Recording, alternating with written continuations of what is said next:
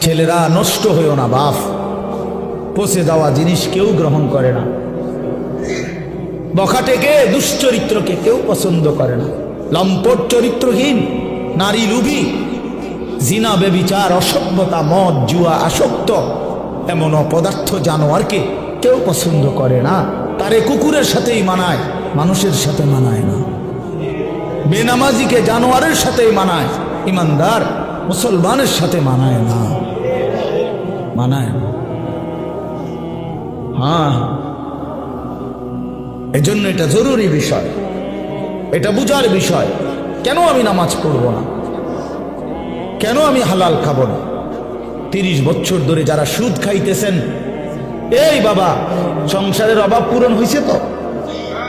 বলেন না কেন? হ্যাঁ, 30 বছর ধরে যেই বাটপারে ওজনে কম দেয়, এই বাটপারে জিজ্ঞাসা করেন না যে বাটপার তোর এই 30 বছর ধরে যে কাস্টমার ঠগাস, তোর অভাব গেছিনি না যাবে কোনোদিন? তো লাভ হইল কি বেড়া? কি রে এত সিটারি করে কাম তো লাভ হইল না, সিটারি যা করলা কই সংসারের অভাব তো গেল না, কিস্তি তো শেষ হয় না, কিস্তি তো শেষ হয় না, প্রয়োজন তো শেষ হয় না। কই কিস্তি ইনকাম করে 90,000, কিস্তি চলে 6 না। হ্যাঁ, কথা বলেন না কেন? কিস্তি কারণটা কি? বেড়ারে দিয়েও কিস্তি লইছে, বেডিরে দিয়েও কিস্তি লইছে, পুতের বউরে দিয়েও কিস্তি লইছে, নাতিরে দিয়েও কিস্তি লইছে। সংসারের সবগুলো হারাম কর, বউ হারাম কর, স্ত্রীও হারাম কর, পুতের বউ হারাম কর, প্রত্যেক কিস্তি যে লইছে তো হারাম কর। কথা বলেন না কেন?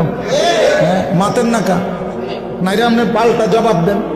হ্যাঁ কোন আমি শুনি, তর্ক করেন। কিস্তি মানে তো হারাম, সুদ মানে তো হারাম, সুদ মানে তো হারাম। তো বলে হুজুর না খাইয়া মরে যাবনি। হ্যাঁ মরে যাবেন, মরলে কি শরম নেই? কোনো মানুষ মারা গেলে এটা কি বেজ্জতি নেই যে ছি ছি ছি জীবনে কেউ মরল না, হায় হায় রে আস্তাগফিরুল্লাহ আস্তাগফিরুল্লাহ, এরকম শরমের কথা? লোকটা মুখে খেলো বলে, বলেন মরে যাওয়া কোনো শরম? তো মরে যাবেন, অসুবিধা কি? আমারও তো অনেক সময় অনেকে বলে যে হুজুরে না খাইয়া কি মরে যাবেন? মরে যাবেন, আপনার অসুবিধা কি? না খাইয়াই মরে যাবেন, অভাবে মরে যাবেন, ঠিক আছে, কিন্তু এরপরও তো চোখটা বন্ধ হইলে জান্নাতের দুয়ার খুলে যাবে। যে মাওলা অভাবে পড়ে গেছি তো তোমারে ছাড়ি নাই, খাইতে পাই নাই কিন্তু তোমারে ছাড়ি নাই। নবী সাল্লাল্লাহু আলাইহি সাল্লাম তো পেটে 2টা পাথর বাঁধছে। আপনারা আমাদের কার হালাত এমন হইছে ক্ষুধার কষ্টে? হ্যাঁ পাথর বাঁধছেন, বলেন 3 দিন খান নাই টানা, এমন আমাদের কারো জানা মতো, আর আমরা বাদ দেন মিয়া, আমাকে জানা মতো বলে আমার চাচা একবার এরম হয়েছে, আমার জেডার একবার এরম হয়েছে যে 3 দিনে এক লোকমা খাবার খায় নাই, এমন হয়েছে চাচা? আপনি শুনছেন চাচা? আপনি তো মুরব্বী বয়স্ক, আপনি বলেন চাচা, আপনি বলেন এমন শুনছেন কোনদিন? কিন্তু আল্লাহ নবী সাল্লাল্লাহু আলাইহি সাল্লাম যে দিনের পর দিন 3 দিন ক্ষুধার্ত ছিলেন, এই কথা কি আপনারা শুনেন নাই? তাহলে নবীজির চাইতে ক্ষুধার কষ্ট বেশি সয়েছে এমন উম্মত তো এই 1450 বছরও এখনো হয় নাই। সাহাবায়ে কেরাম, আবু বকরের মতো দামি সাহাবী, ওমরের মতো দামি সাহাবী, হযরত আয়েশা নবীজির স্ত্রী বলেন রাআইনা হিলালান সুম্মা হিলালান সুম্মা হিলালান। নবীজির স্ত্রী বলেন এক চাঁদ উঠছে, এটা ডুবছে, আরেক চাঁদ উঠছে, এটা ডুবেছে, আরেক চাঁদ উঠছে, এটাও ডুবছে। কয়টা হলো? কয় মাস? 3 মাসে আল্লাহর কসমে মসজিদে বসা। নবীজির হাদিস, আম্মা জান আয়েশা বলে মা আওকাদাত ফি আবিয়াতে রাসূলিল্লাহ নারুন, আবিয়াত বহু বচন না, বাইতুনের রাসূলের 9 জন বিবি। আম্মা জান আয়েশা স্ত্রী বলে আমরা 9 বিবির কারো ঘরে এই গোটা 3 মাসে কোনো দিন রান্না করা চুলায় কোনো খাবার আমরা খাইনি, কোনোদিন। ফামা আইশুকুম সাহাবী জিজ্ঞেস করছে, মা তাহলে বাঁচলেন কিভাবে? ফামা আইশ, জীবনটা চালাইলেন কেমনে? আল্লাহ নবীর স্ত্রী বলেন, আত্তামার ওয়াল মা, খেজুর এবং পানি। 3 মাস খেজুর এবং পানি, সকালও এটা, দুপুরও এটা, রাতেও এটা, শনিবারও এটা, রবিবারও এটা, সোমবার, মঙ্গলবার, বুধবার, বৃহস্পতিবার, শুক্রবার, প্রতিদিন একই জিনিস। এভাবেই জিন্দিগি পার। পানি, খেজুর, খেজুর, পানি। খেজুরও তো অল্প, 1টা 2টা 8টা। খেজুরের দানা বাইটা পিসাইয়া পাউডার বানায়া সাহাবায়ে কেরাম খেজুরের দানা পানি ভিজায়া ছাতুর মতো বানায়া তারপরেও খাইছে। হ্যাঁ, এই জন্য আমার বাপ, আমি আমাকেও বলছি, আপনাকে শুধু না, আমরা আমাদেরকেও বলি, নিজেকেও বলি, নিজের ঘর পরিবার নিয়েও আলোচনা করি। তাহলে আমরা প্রত্যেকে ইনশাআল্লাহ আমাদের জিম্মাদারি মনে রাখেন। কু আনফুসাকুম, আমি যে কথার থেকে এতগুলো কথা বললাম, অর্থ হলো নিজের ফিকির করা, আমার ইমান, আমার আমল, আমার আখেরাত, আমার স্ত্রী সন্তানের ইমান, আমল, আখেরাত, আমার বাপ। এবার আমি শেষ অংশে কথাটা বলতে চাই, এটা আমরা যারা এখানে যে কয়জন মনোযোগ দিয়ে শুনছেন, আমি সবাইকে বলি, আমরা এটা মনে রাখতে হবে, আমরা মুসলমান, আমাদের জীবন আখেরাত, আমাদের জীবন দুনিয়া হবে না। আমার একবার বিশ্বাস করেন, 200 কোটি মুসলমান আমরা যদি রাত দিনও পরিশ্রম করি দুনিয়া উপার্জনের জন্য, আল্লাহর কসম, খোদার কসম, কাফের বেঈমানের সমপরিমাণ দুনিয়া আল্লাহ আমগরে দিবে না। এটা আল্লাহর ওয়াদা, দিত না। মানে আমি হেবড়ারে কইলাম শাহাদাত, আপনি যদি মাথাও ফাড়াই এলাম, আমি টাকা 500 যে চাইছেন আমি দিতাম না বেটা। এবার তুমি যেটা মনে করো এটা করো, আমি কইলাম দিতাম না, দিতাম না, তখন আমি কেমনে নিবেন আপনি আমার থেকে টেয়াটা? কথা বুঝেন নাই আমার? আমি যে কইছি, একবারে কসম করে কইছি আমি টেয়াটা দিতাম না।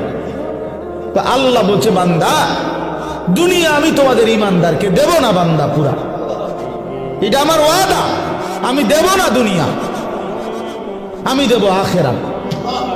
আখেরাতে আল্লাহ বলছে, বান্দা দুনিয়া আমি তোমার প্রয়োজন মাফিক দিচ্ছি, আর কাফেরকে দুনিয়া বেশি দিলাম, তবে আখেরাতে পুরাটা তোমাদের ইমানদারদের জন্যই বরাদ্দ রাখলাম, বেঈমানকে এক ঢোক পানিও পান করতে দেব না, এক ঢোক পানি। চোখটা বন্ধ হইলে কোনো বেঈমান আর এক ঢোক পানি পাবে না, এক লোকমা খাবার আর কোনোদিন মিলবে না। লা ইউফাত্তারু আনহুম ওয়া হুম ফীহি মুবলিসুন। আল্লাহ বলে, জাহান্নামী জাহান্নামের আগুনে 1 সেকেন্ডের জন্য বিরতি পাবে না। লা ইউফাত্তারু, বিরতি হবে না। কি ভাই, তাহলে আপনি কি লেগে লাফালাফি করতেছেন? আমরা কেন এরকম পাগল হয়ে গেলাম? পারতেন না তো? দুনিয়া আমরা বেঈমানদের সমপরিমাণ হবে না, এটা আল্লাহর ওয়াদা, আল্লাহর ওয়াদা। তো যার হাতে সব, তিনি বলতেছেন আমি তোমারে দিতাম না, আপনি কীর্তন কারাগারি করেন কেন? এই সাফাসাফিটা করতেছেন, উনি কইলো দিত না, বলেন বলেন। একজন ফুট বিদেশ ফাড়াইয়া আমরা এখানে বিরাট কিছু করে লাগবেন, কিতা এই ঘুরে ঘেরে ফাঙ্গাসার তেলাফিয়ারি আমরা জানি না। আর কিতা যার ফুট ইটালি এবার কিতা খায়? হ্যাঁ, যার 3 ফুট বিদেশ এবার কি খায়? হ্যাঁ, কি খায়? দৈন্যতা করলা, দুন্দুল ফুলকপি আর পাতা কপি, পারবের মুরকা আর কক মুরকা, আর কিতা খান আপনি? আপনি কি বাঘের গোস্ত খান নাকি? কা খাইবেন না আপনার ফুড ইটালি? আপনি কি লেগে হুদা মুরগের গোস্ত খাবেন? ওইটি তো আমরা আঙ্গাল কাঙ্গালরাই খাই। আপনি তো প্রতিবেলা সিংহের গোস্ত খাওয়া দরকার, আপনার 3 ফুট বিদেশ। কই দুনিয়া কি ভোগ করছি আমরা? এই সামান্যটুকু দুনিয়া, 3 বেলাও তো আমরা ঠিক মতো সামান্য খাবার খাই, এইটুকুর জন্য আখেরাত ছেড়ে দিলেন। একটা অটো ড্রাইভারের সারাদিন ইনকাম কত? সব যাইয়া থুইয়া 300 টাকাও তো থাকে না, এই 300 টাকার জন্য আল্লাহকে ছেড়ে দিলেন। একটা সিএনজি ড্রাইভারের ইনকাম কত? সারাদিনে 700-800 টাকাও তো থাকে না, সব মালিক জমা গ্যাস, এরপরে রাস্তার যে খরচ, ওই যে জায়গায় জায়গায় টাকা দিতে হয় না, জিবি না কি কয় রে, এই তো এগুলো দিয়া ঠিয়া 700-800 টাকাও তো থাকে না। তো 700-800 টাকার জন্য মহান আল্লাহকে ছেড়ে দিলেন, 5 ওয়াক্ত নামাজ ছেড়ে দিলেন, 300 টাকার জন্য 1 ওয়াক্ত নামাজ পড়তে পারলেন না, 700 টাকা মিলাইতে গিয়ে 1 ওয়াক্ত নামাজ পড়লেন না। হায় হায় নাফরমান, কত বড় নাফরমান। একটা চা দোকানদার, তার ডেইলি ইনকাম কত? 30,000। কথা বলে না? হ্যাঁ, তাহলে বড় জোর 500 টাকা। তো বড় জোর 500 টাকা বেটা নাফরমান, 500 টাকার জন্য আল্লাহকে ছেড়ে দিলি, 1 ওয়াক্ত নামাজও পড়লে না। ছি ছি ছি ছি ছি। তোমরা যুবকরা বলো বাবা, 12,000 টাকার একটা মোবাইলের জন্য আল্লাহকে বাদ দিয়ে দিলা। কিছুক্ষণের এই নারী ছবি, বন্ধুদের এই আড্ডার জন্য এত বড় মহান আল্লাহ যে তোমাকে খাওয়ায় পড়ায় লালন পালন করে, তাকে বাদ দিয়ে দিলা বাবা। ইনসাফ না এটা। অতএব আমাদের কথা এটাই, আমাদের জিন্দেগি আখিরাত, আমাদের জীবন কি, আমাদের প্রস্তুতি কিসের জন্যে, আমাদের সারাটা দিন রাত কিসের জন্যে। কোরআন শরীফে আছে, আল্লাহ বলছেন অহুয়াল্লাযী জাআলা আল-লাইলা ওয়ান-নাহারা খিলফাতান লিমান আরাদা আন ইয়াযাক্কারা আও আরাদা শুকুরা। আল্লাহ বলেন, আল্লাহই রাত বানান, দিন বানান, প্রতিদিন এবং রাত এবং দিন এনে থাকেন পর্যায়ক্রমে। খিলফাতান বাই সিরিয়াল, একবার রাত একবার দিন, একবার রাত একবার দিন। কেন বানায়? আল্লাহ নিজে বলতেছেন, আমি রাত এবং দিন বানাই লিমান আরাদা আন ইয়াযাক্কারা, যারা যারা আমি আল্লাহকে স্মরণ করতে চায়, আমার ইবাদত করতে চায়, আমি তাদের জন্য রাত দিন বানাই। হ্যাঁ, আমার বান্দা যদি রাত না হয়, মাগরিব পড়বে কেমনে? আমার বান্দা ঈশার নামাজ পড়বে কেমনে? ফজরের নামাজ পড়বে কেমনে? আমার বান্দা সারা দিনের পরিশ্রমের জন্য বিশ্রাম করবে কেমনে? এই জন্য আমি রাত বানাইলাম।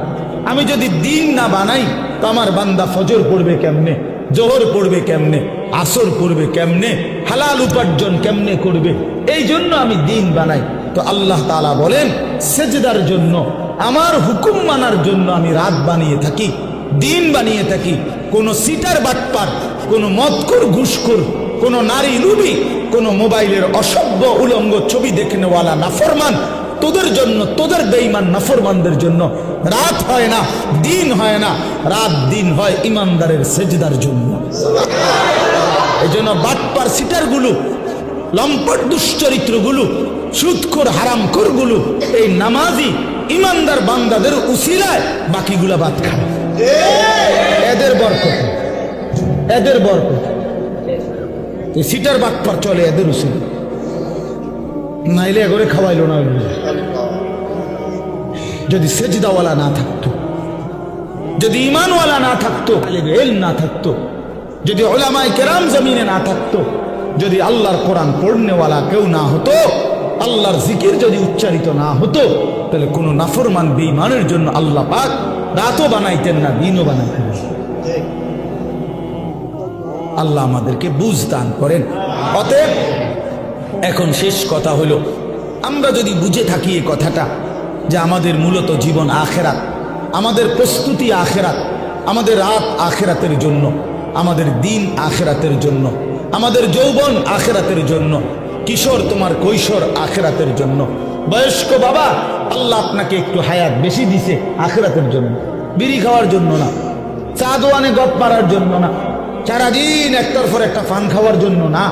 আখেরাত আপনাকে দিছেন আল্লাহ তাআলা, জীবন হায়াত আখেরাতের জন্য। এই আখেরাত কামাই করার, পরকালের পাথেয়, পরকালের পুঁজি, কবর হাসর আখেরাতের পুঁজি সংগ্রহের একটা শ্রেষ্ঠতম মাস, একটা বড় সিজন, একটা বড় মৌসুম, এটা হলো মাহে রমজান। এই কথাটা আমি বলতে চাই। সিজন বুঝতে হয়। বুদ্ধিমান ব্যবসায়ী, হ্যাঁ বুদ্ধিমান কৃষক জমিনে ফসল করবার আগে সিজন চিনে, যে এখন কোনটা লাগাইতে হবে। কথা বুঝছেন নি? সিজন হইলো আলুর, আপনি লাগাইছেন টমেটো, তাহলে হইতো না। সিজন চিনতে হবে। কোন সময় কোন তরকারির মৌসুম, কোন সময় কোন ফসলের মৌসুম। ব্যবসায়ীও সিজন বুঝে। হ্যাঁ, এখন রোজা, আপনি উঠেছেন গরু ছাগল, না আপনি কাপড়ে না উঠেছেন। কথার কথা, একটা সিজন। মানুষ কি ধরে? সিজন ধরে, যে ভাই এখন আমাকে ব্যবসার সিজন, এই 1 মাস সিজন। তাহলে মৌসুম চিনে। আমরাও ওয়াইজরা বলি যে শীতকাল আমগো ওয়াজের মৌসুম, ওয়াজের সিজন আমগো, মানে এই সময় ওয়াজ বেশি। ঠিক না কথা? প্রত্যেকেই মৌসুম চিনে, সিজন চিনে। তো আল্লাহ তাআলা বলছে, বান্দা, আখিরাত কামাই করার, জান্নাত কামাই করার সবচেয়ে বড় সিজন, মৌসুম মাহে রমজান। আর সেটা আর মাত্র 30 দিনও বাকি নাই। এই আমাদের সামনে একদম অল্প কয়দিন, আর মাত্র 1টা মাস। এই 1 মাসের ব্যবধানেই আমাদের সামনে আসতেছে মাহে রমজান। আল্লাহ তাআলা বলছেন, ইয়া আইয়ুহাল্লাযীনা আমানু কুতিবা আলাইকুমুস সিয়ামু কামা কুতিবা আলাল্লাযীনা মিন ক্বাবলিকুম লাআল্লাকুম তাত্তাকুন। রোজার বিস্তারিত আলোচনা হুজুররা করবে, আমি এই জন্য আপনাকে ইমাম সাহেবরাই বলবে ইনশাআল্লাহ। কিন্তু আমার বলার উদ্দেশ্য শুধু এই কথা বলা যে আল্লাহ বলছে, বান্দা, তোমাদের উপরে রোজা ফরজ করলাম, পূর্ববর্তী ইমানদারদের উপরেও আমি ফরজ করেছি। উদ্দেশ্য কি? উদ্দেশ্য হলো, আল্লাহ বলেন, লাআল্লাকুম তাত্তাকুন। ইমানদার 1টা মাস তুমি আমার হুকুম পালন করবা, গুনাহ বর্জন করবা, আমার আদেশ পালন করবা। রোজা, নামাজ, ইফতার, সাহরি, 20 রাকাত তারাবি, ভোর রাত্রে কিছুটা তাহাজ্জুদের নামাজ, সেজদা, দোয়া, কান্নাকাটি, জিকির, তেলাওয়াত, জাকাত, ফিতরা, দান, সাদাকা, শবে কদর, রমজানের শেষ দশকের ইতিকাফ, এতগুলো ইবাদত দিয়ে আমি সিজনটা সাজাইছি, রমজানটা সাজাইছি। অতিরিক্ত অনেক কিছু দিছি। ইফতার রমজান উপলক্ষে, সাহারি রমজান উপলক্ষে, 20 রাকাত তারাবি রমজান উপলক্ষে, শবে কদর রমজান উপলক্ষে, শেষ দশকের ইতিকাফ রমজান উপলক্ষে। জান্নাতের দরজা পুরা খুলে দিলাম রমজান উপলক্ষে, জাহান্নামের দরজা বন্ধ করে দিলাম রমজান উপলক্ষে, শয়তানগুলো সব শিকলে বাইন্ধা রাখলাম রমজান উপলক্ষে, এবং একে 70 বানায় দিলাম রমজান উপলক্ষে। এত কিছু দিয়েও যদি তুমি জান্নাত কামাই করতে না পারো, তুমি আসলেই অসিদ্ধ, তুমি আসলেই অথর্ব, অপদার্থ ছাড়া আর কিচ্ছু। তুমি আসলেই না ফরমান, তুমি আসলেই না ফরমান। এই জন্য নবীজি বলছে, যে মুসলমান রমজান পেয়েও কি করতে পারে নাই, গুনাহ মাফ করতে পারে নাই, আখিরাত কামাই করতে পারে নাই, তো জিবরাইল আইসা নবীজিরে বলছে, ইয়া রাসূলুল্লাহ, এমন নাফরমানের উপরে আল্লাহর লানত, আমি জিবরাইলেরও লানত। নবীজি বলছে আমিন, মানে আমিও মেনে নিলাম, যা জিবরাইল, আমি রাসূলেরও লানত। এই জন্য রমজানকে যে কদর করে না, রমজানেও গুনাহ, চুরি, ডাকাতি, ওজনে কম দেয়, সুদ খায়, কিস্তি নেয়, ওই ছেলেরা তোমরা নাচ গান, মোবাইল, ছবি এই নিয়েই পড়ে রইলা, মা বোনরা বেপর্দা পড়ে রইল, মানে যে যেমন আছে এমনই রয়ে গেল। তো তার উপরে আল্লাহর লানত, ফেরেশতার লানত, তোর নবীর লানত, তোর রূপে খোদার গজব, তোর রূপে আল্লাহর লানত। আর এত জনের লানত নিয়ে সুখ কপালে জুটবে না, দুনিয়াতেও আখিরাতে।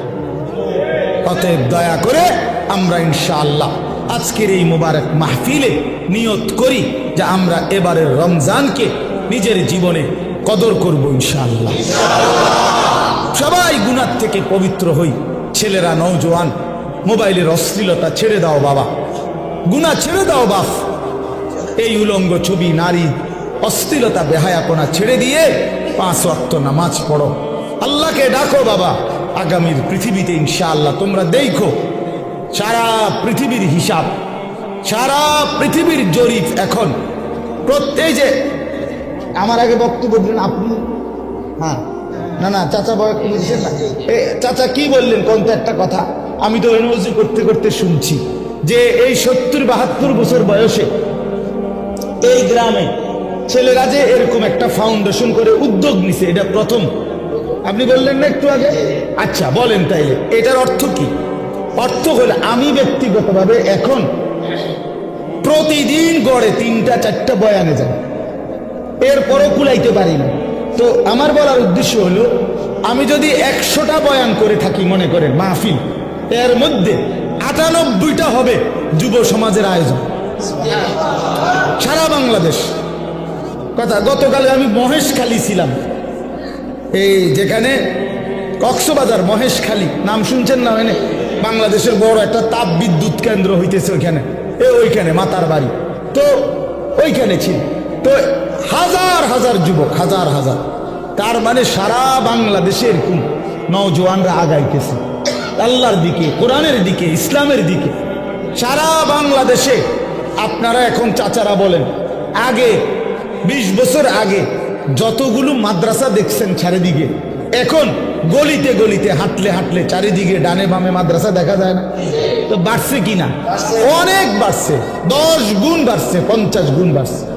সারা বাংলাদেশে প্রত্যেক বছর, এখন বছরে বারবার বাংলাদেশের ছেলেরা কোরআনের হাফেজ হিসাবে সারা বিশ্বের আন্তর্জাতিক প্রতিযোগিতায় 70 দেশ 100 দেশের সাথে 1 নম্বর 2 নম্বর হয়ে থাকে বাংলাদেশের ছেলেরা। তার মানে বোঝা গেল যে আলহামদুলিল্লাহ যুব সমাজ, নওজোয়ানরা যেভাবে ইসলামের দিকে আগাইতেছে, আগামীর পৃথিবীতে এই নওজোয়ানরাই কালেমার পতাকা উড়াবে ইনশাআল্লাহ। হ্যাঁ হ্যাঁ, ইসলামের পতাকা উড়বে, বিজয়ের পতাকা উড়বে ইনশাআল্লাহ। তখন তোমরা যেই ছেলেরা নামাজি হবা, চরিত্রবান হবা, ইনশাআল্লাহ মনে রাখো তোমাদের হাতেই ইমানের পতাকা উড়বে। কোন বাটপার, নারী রুবি, চরিত্রহীন লম্পট, বেনামাজি, অসভ্য তোমারে দিয়া মনে করো আগামীর পৃথিবীর কোনো কাজ হবে না, কেউ তোমারে নিবে না। আমি বলবো এই জন্য চরিত্র হেফাজত করো, আখলাক হেফাজত করো। আমি দোয়া করলাম, এবং চারিত্রিক পবিত্রতার ক্ষেত্রে ইসলামের সবচেয়ে গুরুত্বপূর্ণ বিধিবিধান, শরীয়তের হুকুম আহকাম, অশ্লীলতা, বেহায়াপনা, জিনা, ব্যভিচার, এগুলোর প্রতিরোধে সবচেয়ে বেশি আয়াত, হুকুম এই সূরার মধ্যে। এই সূরা নারীর চরিত্র হেফাজত করে, সমাজের মধ্যেও অশ্লীলতা, বেহায়াপনা প্রতিরোধে কার্যকর ভূমিকা রাখবে। এজন্য এই সূরা, যেহেতু আলহামদুলিল্লাহ নাম এটাই দেওয়া হইল, এই জন্য আমি এটা পরামর্শ দিলাম। আল্লাহ তাআলা তৌফিক দান করেন।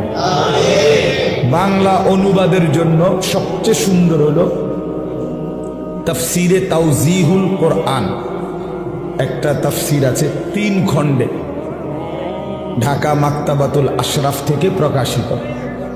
ওইখান থেকে অনুবাদটা দিবেন, সংগ্রহ করায় দিয়েন আপনি, ওই খণ্ড একটা কিনে দিয়ে নগরে। ওইটার অনুবাদ বাংলা ভাষায় বর্তমানে সবচেয়ে সুন্দর, মজাদার এবং সাবলীল, সহজ, খুব অল্প কথায় বোঝার, এবং ওইটার সাথে প্রাসঙ্গিক ছোট্ট ছোট্ট কিছু টিকা, ব্যাখ্যা ওই তাফসিরটার মধ্যে আছে। এবং ওইটার লেখক হলেন সারা পৃথিবী বিখ্যাত, বর্তমান সময়ের সারা বিশ্ববিখ্যাত একজন আলেমে দ্বীন, পাকিস্তানের আল্লামা তাকি উসমানী দামাত বারাকাতুহুল আলিয়া। উনি জগৎ বিখ্যাত আলেম, ওনার লিখিত। আল্লাহ তাআলা আমাদেরকে তৌফিক দান করে। মোবাইলের ব্যাপারে বললাম, অর্থ হলো যে আসলে প্রত্যেকেই যদি একটা একটা মোবাইল হাতে ধরে রাখো ভাই, তাহলে মনোযোগ দিয়ে শুনবে কে? সবাই যদি আমরা অন্যেরকে নিয়ে আছে, আমি অন্য করে শুনাবো, অন্যদেরকে আমি সংশোধন করব, তো তুমি ভালো হইবা কোন দিন? তোমার পরিবর্তন হবে কোন দিন? প্রত্যেকেই যদি অন্যকে নিয়ে ফিকির করি, ঠিক আছে, কিন্তু নিজের ফিকির করব কখন? অথচ কোরআনুল কারীমের মধ্যে মানবতার সংশোধনের ক্ষেত্রে প্রথম নির্দেশ নিজের সংশোধন। কোরআনুল কারীমের মধ্যে আল্লাহ তাআলা বলছেন, সর্বপ্রথম নিজের সংশোধনের দিকে 100% নজর দিতে। ইয়া আইয়ুহাল্লাযীনা আমানু কু আনফুসাকুম ওয়া আহলিকুম নারা। আল্লাহ তাআলা বলেন, হে ঈমানদারগণ, তোমরা প্রত্যেকেই নিজেকে বাঁচাও এবং তোমাদের পরিবারের সদস্যদেরকে বাঁচাও নারান, জাহান্নামের আগুন থেকে। তাইলে আলাদাভাবে বলছে যে নিজেকে বাঁচাও, এরপরে বলছে স্ত্রী সন্তান পরিবার পরিজনকে বাঁচাও। তাহলে নিজেকে বাঁচাও, এটা আলাদা হুকুম, আলাদা হুকুম। এজন্য নিজের ফিকির করা, নিজের সংশোধন, আমার ঈমান, আমার নামাজ, আমার চরিত্র, আমার আখলাক, আমার চলাফেরা, আমার কথাবার্তা, আমার আচরণ, লেনদেন, এটা ঠিক করা। আমার কবর, আমার আখেরাত, আমার হাসর, আমার মিজান, আমার ফুলসিরাত, এই নিজের ফিকির করা। আমি মরলে আমাকে, আমার জিন্দিগি নিয়ে আমি চলে গেলাম, এরপরে পৃথিবীতে অনেক কিছু হইতে পারে, কিন্তু আমি তো নাই। আমার মৃত্যুর পরে পৃথিবীর সব মানুষ যদি চাঁদের দেশেও জায়গা, আমার লাভ কি? আমি তো নাই, আমি তো কবর। এই জন্য নিজের ফিকির করা, ইমানের ফিকির, আমলের ফিকির, এটা খুব জরুরি। কোরআনুল কারীমের মধ্যে আল্লাহ তাআলা বলেন, ইয়া আইয়ুহাল্লাযীনা আমানু আলাইকুম আনফুসাকুম, হে ঈমানদারগণ, নিজেকে মজবুতভাবে আঁকড়িয়ে ধরো। আলাইকুম আনফুসাকুম অর্থ হলো নিজেকে সাজিয়ে তোলো, নিজেকে গড়ে তোলো আখিরাতের আলোকে, ঈমান ইসলামের আলোকে। এটা আল্লাহ তাআলার আদেশ। কোরআন শরীফে আল্লাহ বলছেন, ওয়া'মুর আহলাকা বিস-সালাতি ওয়াসতাবির আলাইহা, তুমি তোমার পরিবারের সদস্যদেরকে নামাজের আদেশ করো এবং নিজে নামাজের উপরে অত্যন্ত মজবুত দৃঢ় থাকো, দৃঢ় থাকো। অর্থাৎ কোনো অবস্থাতে নিজের এক ওয়াক্ত নামাজও ছেড়ো না। নিজেকে ভুলে মানুষের সংশোধন, নিজের ঈমান, আমল, নামাজ, রোজা, আমনে ওটা মেল করে, মেল করতেছে, ওটা সংশোধন করে, গ্রামে কাজ্জা ফাসাদ এগুলোর সমাধান করে। জোহরের নামাজও পড়ে নাই, আসরের নামাজ, ওটা মেল করে, জনসেবা করে। আপনার এই জনসেবার দরকার কি? আপনারে কে বললো যে নিজের নামাজ বাদ দিয়ে মানুষের সেবা করতে? এটা আপনারে কোন ইবলিসে কইল? এটা কে বললো আপনার? এটা কোন ধরনের জনসেবা? আমি পেশাবের উপরে দাঁড়াইয়া আরেকজনরে ভালো পানি দিয়ে গোসল করা, ওটা নিজে দাঁড়াই দিছে পেশাবে, বুঝছেন না? নিজে মদ খাই, আরেকজনের মধু খাওয়া। তাহলে এইখানে আহাম্মকি ছাড়া আর কিচ্ছু নাই। তার জন্য নিজের সংশোধন আগে, মানুষের সেবা, মানুষের কল্যাণ অবশ্যই ভালো কাজ, কিন্তু সেইটা হবে আমার নিজের সংশোধন শতভাগ ঠিক রেখে, শতভাগ ঠিক। আমার মাহফিলের দেরি হয়ে যাইতেছে, এখন আমার মাগরিব বাদ এখানে বয়ান করার কথা আজকে, আমার আরো 2টা মাহফিল আছে আজকে। এখন আমি চিন্তা করলাম যে ধরে আমার ওয়াজ যেহেতু ক্ষতি না হয়, মাগরিবের নামাজ বাদ দিয়ে লাই টানা আইসা পড়ি। তাহলে আপনারা যে সময় মাগরিব পড়তেছিলেন তখন তো আমি যদি টানা আইসা পড়তাম, তাহলে এই আধা ঘন্টার টাইম ফাঁকি দেওয়া, যে সময় আপনারা নামাজ পড়ছেন, সুন্নত পড়ছেন, তো আমি তো আইতে পারতাম। আপনি আইয়া বুঝলেন, নইলে আমার তো দরকার আমরা করে হেদায়েত করেন, আমি জাহান্নামে গেলে গেলাম, ঠিক না? এটাই তো বুদ্ধিমানের কথা নাকি? না, আমি ঠিক এই সাফিতলা বা জামাত নামাজ পড়ে তারপরে আসছি, কথা বুঝছেন কিনা? এই তাহলে এটা হলো বুঝের হিসাব যে আমার নামাজ বাদ দিয়ে বুঝি আমি আপনার মাহফিল ধরতে যাবো কেন? কেন 10 মিনিট দেরি হলে কি হবে? আধা ঘন্টা দেরি হয়েছে, 1 পিস হয়েছে, খালাস। এই জন্য বললাম নিজের সংশোধনের ফিকির, কিশোর, নওজোয়ান, বয়স্ক সবার মধ্যে বাবা এটা দরকার। এই জন্য আমরা যে মোবাইল সবাই মিলে ব্যস্ত, অন্যকে শোনাবো, অন্যকে দেখাবো, তো নিজের পরিবর্তন হবে কখন? এই জন্য এতে নিজের পরিবর্তন হয় না। মোবাইল হাতে ধরে রাখলে মনোযোগ হয় না, দিল জমে না, কথার মধ্যে আগ্রহ তৈরি হয় না, নিজের অন্তরে কোনো বিবেচনা, বিবেক, দিল জাগে না, প্রেরণা আসে না। এক তো হলো হুজুর আসছে, ওনারে চিনি, এক ওনা এখন অনেক লোকে হয়তো ওনার বয়ান শুনে আমিও আসছি, হ্যাঁ, উড়াউড়ি করে, দৌড়াদৌড়ি করে, দফাদফি করে আসলাম, দেখলাম, হুর হুর করে আবার চলে গেলাম, খালাস। তো এটা তো কোনো জিন্দিগি না বাপ। এই জনপ্রিয়তা দিয়েই হবে কি? আর এই আসা যাওয়ার দ্বারা হবে কি? মানুষ জমলো 10 লাখ, মানুষ জমলো 10,000, কিন্তু যার মতো, আমি আমার মতো, উনি উনার মতো, প্রত্যেকেই আগের মতো। তো লাভ হইল কি? বললো কারে, শুনলো কারে, আয়োজন করলো কার জন্য? তাই ইনসাফের কথা বলেন।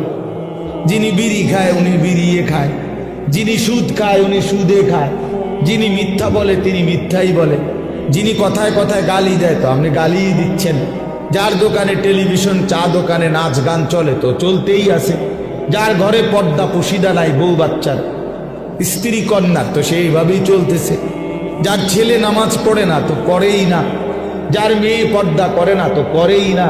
তো এই ইমাম সাহেবদের এই প্রতি সপ্তাহ বয়ান তাহলে কার জন্য, কাকে করে এগুলো? এই কোরআন আল্লাহ তাআলা তাইলে কার জন্য নাজিল করলেন? তাদের দেশের মানুষের জন্য? তাইলে রাসূলুল্লাহ সাল্লাল্লাহু আলাইহি ওয়াসাল্লামের 23 বছরের মেহনত কার জন্য? তাই কাকে তিনি, কার জন্য তিনি এই কাঁদলেন, এই চোখের পানি ফেললেন, তায়েফের এত রক্ত ঝরাইলেন, পেটে 2টা পাথর বাঁধলেন ক্ষুধার কষ্টে, ঘরের চুলায় 3 মাস, নবীজির স্ত্রীরা বলছে টানা 3 মাসও গেছে, কোনোদিন 3 মাসে ঘরের চুলায় রান্না করা কোনো খাবার খাই নাই আমরা। তো এইভাবে রাত দিন ক্ষুধার্ত, রক্তাক্ত, চোখের পানি, এইভাবে নবীজি কষ্ট দিবানিশি করে, মাকসাদ, উদ্দেশ্য কি ছিল? তাইলে নবীজির নাম ব্যবহার করে আমরা কিছু জিলাপি খাবো, খিচুড়ি খাবো, বিরিয়ানি খাবো, খালাস। এই তো 23 বছর নবীজির মেহনতের খোলাসা, মানে লক্ষ্য উদ্দেশ্য, ঠিক না? তাইলে ইনসাফ কি বলে, বিবেক কি বলে?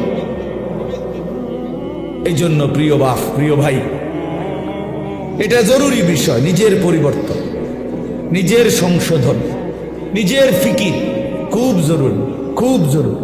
মানুষের কল্যাণ এটা উত্তম, কিন্তু নিজেকে বাদ দিয়ে না, নিজেকে ভুলে না, নিজেকে ছেড়ে দিয়ে না। এই সুন্দর ফাউন্ডেশন আমাদের যেই কোনো পরামর্শ দরকার, শুধু ঘন ঘন মাহফিল না চাইলে, আমার মাদ্রাসায় যাইবা অসুবিধা নাই, প্রতি মাসের 2য় শনিবার আমাদের মাদ্রাসায় মাসিক ইসলাহি মাহফিল হয়।